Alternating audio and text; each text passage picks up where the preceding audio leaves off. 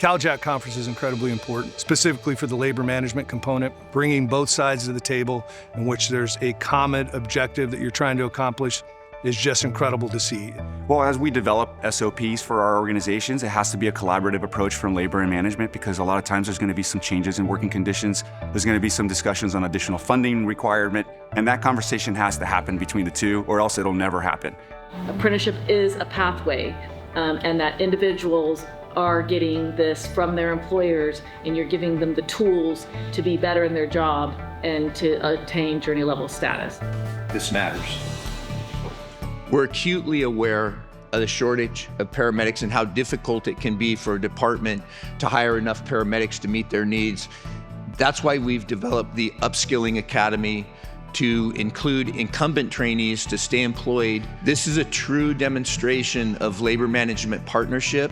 The networking has been pretty wonderful, being able to hear about other departments' activities, what they have going on, and learning where I can make contacts to find out about resources that might be available to us.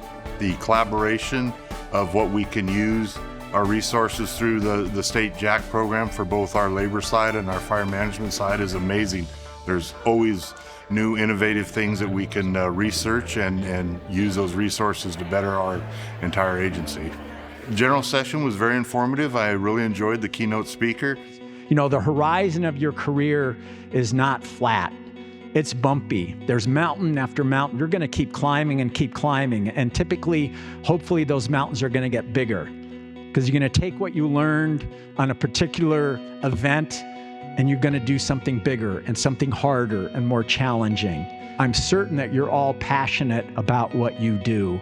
And that's, to me, the ultimate ingredient to success, is that passion. The workshops have been incredible. There's been great information, things that I had not thought about, and being able to share those experiences with us is, I think, beneficial for our organization.